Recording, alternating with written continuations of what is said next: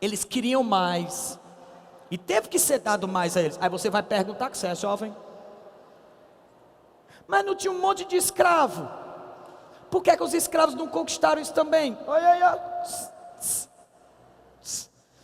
Depois de muito tempo é bastante tempo. Depois de muito tempo, muito mesmo, tipo uns 2000 anos, os romanos entenderam uma coisa: não dava para tratar o escravo como ele tratava no início. E nada que está tão... Porque o que é pior do que um escravo? Um monte de escravo. O que é pior do que um monte de escravo? Um monte de escravo puto. O que é pior do que um monte de escravo puto? Um monte de escravo puto que não tem nada a perder. O que é pior do que um monte de escravo puto que não tem nada a perder? Um monte de escravo puto que não tem nada a perder está armado. Espartacus. Mas tem algo pior do que isso? Tem um monte de escravo puto armado que não tem nada a perder e que agora acredita num Deus para todos eles. Os escravos adotaram uma religião chamada cristianismo. Jesus não foi cristão, porque não existiu o cristianismo. Só tem um detalhe: o que foi que fizeram com Jesus? Jesus não era romano. Jesus era um bárbaro, porque ele era da Galileia. Então ele não é filho de romano com romana, ele é filho de bárbaros. E ele foi considerado um deus pelos bárbaros. O que é que os romanos autorizaram? Que ele fosse morto.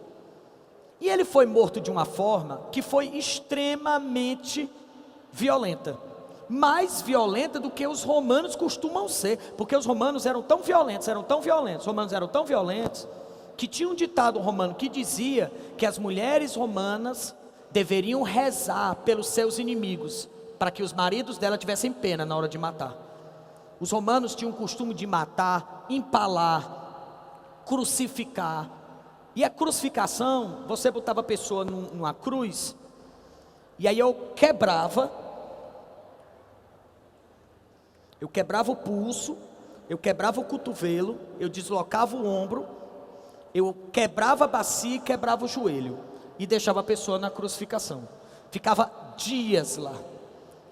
E aquela situação da pessoa estar fraturada, a circulação sanguínea acabava se concentrando ao ponto da pessoa ter uma hemorragia interna. Chegava a ter cheiro de decomposição antes de morrer. Aí alguns animais, como algumas aves, mordiam o cara na cruz preso. Antes de estar morto, ele era despedaçado. Tá? E mesmo sendo extremamente violenta, a crucificação de Jesus foi à parte, porque ele foi violentado para morrer no mesmo dia. Ele tinha que morrer na sexta-feira, porque o sábado era sagrado para a sociedade judaica, e já estava chegando no final do dia, ele não havia morrido ainda. Ele ia morrer sim, sem a crucificação provavelmente ele iria falecer, pelo número de ferimentos que ele tinha, mas aceleraram. Então acabou que os escravos adotaram o cristianismo. Os escravos eram numerosos, perigosos e acreditavam num Deus que não é o Deus romano. Roma só teve uma coisa a fazer: acabou com a escravidão, adotou o que a gente chama de colonato. O colonato, se você quiser anotar, é a mesma coisa do servo na Idade Média, tá? O servo na Idade Média é um colono, ele não é um escravo. Só não entendi aqui a pergunta: quanto tempo Patrício viveu? É de Patrício para Patrício, né? Todo cidadão é um Patrício. Eu vou tentar adaptar, se a pergunta foi essa. Quanto tempo durou o poder dos patrícios? Durante toda a sociedade romana. Apesar de que o plebeu tinha benefícios, quem manda é o patrício, tá? Em Roma, se você pudesse tatuar uma coisa, bote assim, ó: quem manda é o Senado.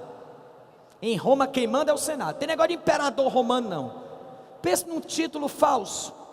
Se o imperador romano botasse o dedo na cara do Senado, o que é que o Senado fazia?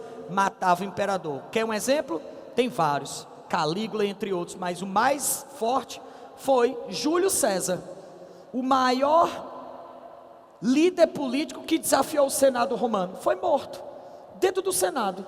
O Senado marcou uma reunião falsa. Quando ele chegou lá, ele foi assassinado dentro do Senado. Assassinado, inclusive num jogo de conspiração, com um soldado dele, menino Brutus, era filho adotivo de Júlio César. Era normal os generais romanos terem soldados prediletos. O romano e o grego, eles não têm definição sexual, viu? Culturalmente falando, o romano e o grego, eles são o quê? São sexuais. Eles tinham relações com homens, mulheres, muitos homens, muitas mulheres, tudo ao mesmo tempo, tá? Isso era festa religiosa, tá? Todo mundo despido, os mais tímidos de sandália para não pegar um resfriado, um negócio assim, tá certo? Você está rindo pela primeira vez, beleza? Acabou que Júlio César foi morto, porque desafiou o quê? O Senado. Apesar da decadência romana, o que foi que aconteceu com os romanos quando eles entraram em decadência? Meu colega, eles foram invadidos por quais povos bárbaros? Os povos bárbaros. Aonde estavam os povos bárbaros? Em todas as fronteiras romanas. Roma chegou no momento que era o seguinte: ela fez tanta guerra, que a coisa mais cara de Roma era manter o exército. Roma não tinha mais dinheiro para manter o exército. Resultado, se ela parasse de investir no exército, os bárbaros iam invadir. Mas se ela não mantivesse o exército, os bárbaros iam invadir. Se Roma mantivesse o exército, ela quebra. Mas se ela não mantiver, ela é destruída. Resultado, Roma estava findada a acabar. Fizeram de tudo para evitar a destruição de Roma. Tentaram negociar. Nós chegamos a ter políticos romanos que eram bárbaros para tentar negociar. Roma tentou impor a Pax Romana, quando ela invadia um território. Ela não fazia uma guerra de destruição total, ela tentava manter as relações culturais. Roma adotou o cristianismo para não fazer briga com os bárbaros que estavam adotando o cristianismo, a ponto de que a Igreja Católica nasceu com apoio de Roma, a Igreja Católica Apostólica Romana, no Edito de Tessalônica. Tem aluno que confunde com o Edito de Milão. O Edito de Milão de Constantino disse que o cristão é aceito, não é mais crime ser cristão. Foi o Edito de Tessalônica que disse que a Igreja Católica passa a ser oficial. Nasceu a Bíblia oficialmente no Concílio de Nicéia. Quer dizer, Roma tentou de tudo para não ser destruída, mas o inevitável aconteceu. Roma foi invadida pelos bárbaros. E um pouquinho antes dessa invasão, ela já tinha se dividido em Roma do Ocidente e Roma do Oriente. O Oriente para eles é tudo que tiver debaixo do Mediterrâneo, portanto é a África, tá? Esse Império Romano do Oriente também é chamado de Império Bizantino, porque a capital era em Bizâncio, tá? Foi onde foi rodada parte da novela que acabou de acabar recentemente, Salve Jorge, tá? Porque Jorge é da Capadócia, salve Jorge. Jorge era da Capadócia. A Capadócia era do Império Romano do Oriente, hoje é uma parte da Turquia. Jorge foi um soldado romano que salvou as pessoas da Capadócia e se converteu ao cristianismo, por isso virou santo. Um soldado romano que se converteu e defendia os cristãos. Inclusive matou um dragão. Só que o dragão era um crocodilo. Mas eu posso chamar de dragão, a imaginação é para isso, tá certo? Do dragão para o crocodilo, muda só saber voar. Mas o resto é besteira.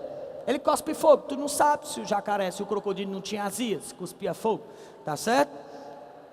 Então o Império Bizantino, ele vai fazer três coisas importantes. Ele vai tentar manter o Império Romano, porque o Império Romano no Ocidente foi invadido pelos bárbaros, tá certo?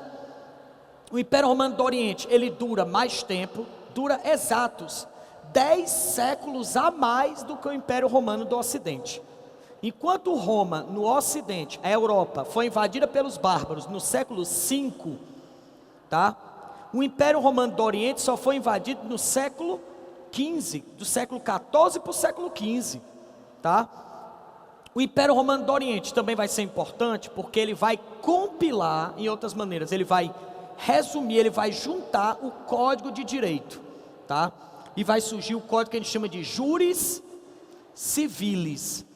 Qual é a novidade do Código de Direito Romano? O Código de Direito Romano, ele diminuiu a importância do primeiro código de leis do mundo antigo, que era o código de Hammurabi. No código de Hammurabi, você era culpado só pela acusação. Se a pessoa lhe acusasse, você já era culpado. No Código de Direito Romano, vale a máxima de que você é inocente até que se prove o contrário. Surgiu a função do advogado que pode lhe defender. Surgiu a lei para os objetos, a lei para as pessoas. Até escravo tinha direito de ir à justiça, tá certo? Reclamar alguma coisa. Deixa eu ver aqui. Qual foi a maior obra arquitetônica do Império Romano em que isso influenciou? Se for no Império Romano do Ocidente, a gente não tem uma obra específica, mas a gente pode citar, por exemplo, o Coliseu, tá certo? Se for no Império Romano do Oriente, que é o Império Bizantino, a gente considera que a maior obra arquitetônica é a Igreja de Santa Sofia, que foi aquela onde menino Theo, procurando seu filho para entregar a jovem na novela, que agora eu não lembro o nome da jovem, Morena, para entregar o filho de Morena, menino Theo foi até a Igreja de Santa Sofia, no último capítulo de Salve Jorge, tá certo? Essa Igreja de Santa Sofia, ela é influente porque ela misturou a arquitetura romana com a arquitetura árabe. Ela é uma igreja que, se você um dia ver as imagens, tá? Só botar no Google, ela é uma igreja que de fora parece demais uma mesquita. Ela tem a mescla da arquitetura da mesquita árabe com a igreja católica. Então ela é uma igreja que se diferencia por causa disso, tá? As mesquitas, professor, arquitetonicamente falando, elas são mais ou menos desenvolvidas que as igrejas, mas os árabes, eles eram mais voltados para a arte do que os cristãos, tá certo? Beleza? Agradeça aos árabes sempre, viu? Porque se não fosse os árabes entrarem em contato com os europeus, a gente ainda estava usando algarismo romano. Foram os árabes que levaram para a Europa uma coisa que revolucionou a matemática: os números decimais. Foram eles que desenvolveram a ideia do 0 ao 9. Imagine a gente ainda fazendo cálculo em algarismo romano. Que beleza, fazer uma questão de logaritmo. Um sonho para todos nós, tá certo? Um triângulo circunscrito, para você descobrir qual é a raiz. Olha aí que beleza. Qual é a altura do triângulo em algarismo romano, tá? Você que já adora resolver essas questões e entrar em depressão profunda, tá? Outra coisa importante do Império Bizantino é que ele serviu como uma porta de entrada entre a Europa e o Oriente. Até hoje a Turquia, ela está parte do seu território dentro da Europa e parte do seu território dentro do mundo do Oriente, tá certo?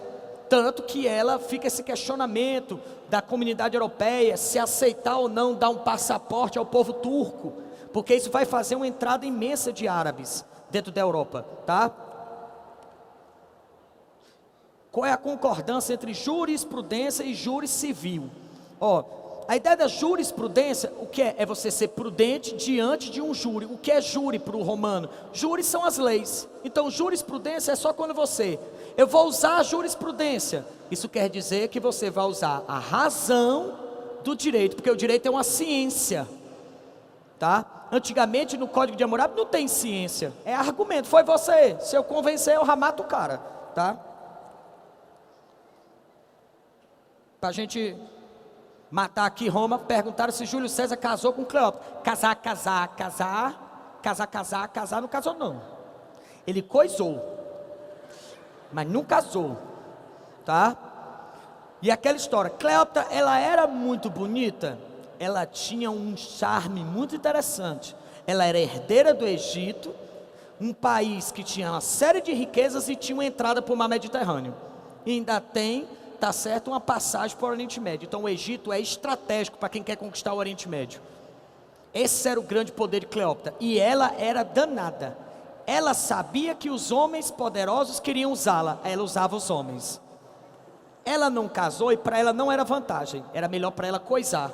Porque ela fazia uma aliança política pelo instrumento do atrito de virilha. Ela se atritava na virilha, fazia uma aliança política e enquanto ela estava atritando, ela estava aliada.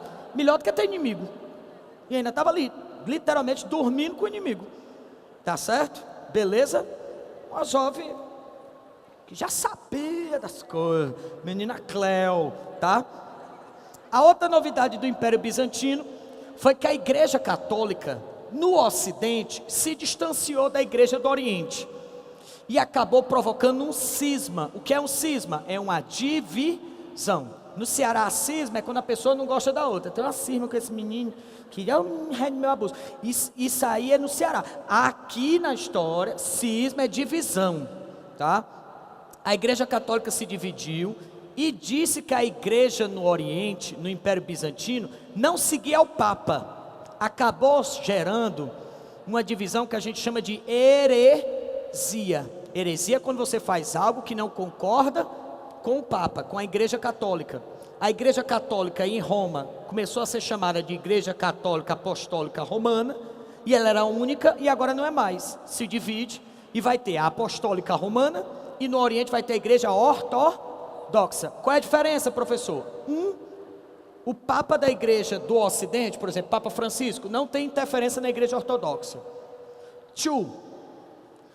A Igreja Ortodoxa acredita na iconoclastia. Em outras palavras, ela não usa imagens. Ela não concorda com o uso de imagens, tá? E terceira mudança, eles acreditam no monofisismo, que quer dizer o quê? Para eles, Deus tem quantas? Uma forma? Uma. A única forma de Deus qual é? Deus. Para eles, Deus é Deus. Jesus é Deus? É. Mas Jesus não é homem, é Deus. Então não adianta você na igreja ortodoxa, por exemplo, Jesus casou com Madalena, aí os ortodoxos vão dizer o quê? Jovem cristão, Jesus era Deus, ele não vai casar, ele é Deus. Jesus ressuscitou? Não. Jesus nem morreu, porque ele é Deus, Deus não morre. Ele fingiu que morreu para mostrar aos homens que os homens não podem matar Deus. Para o cristão apostólico romano, a ressurreição é o ponto auge. Morrer e ressuscitar. Na igreja ortodoxa, ele não morre. Você não pode matar Deus. Vai matar Deus com o quê? Se ele é o criador de tudo. Eles só acreditam na forma divina de Deus. Não tem a forma humana, tá? Porque os plebeus não progrediram ao trabalhar para os patrícios? Isso é relativo. Alguns plebeus tiveram vida financeiramente boa? Sim. A maioria não. Se eles eram pobres, por que tiveram o direito de assumir cargo? Porque era muito pobre, puta armado. Não dá certo. Qual a importância do plebeu na sociedade romana? Qual é a importância do pobre na sociedade? Só toda. Se ele não existisse, não existia nem o pobre. Porque não existia a sociedade. Quem é que vai trabalhar, jovem?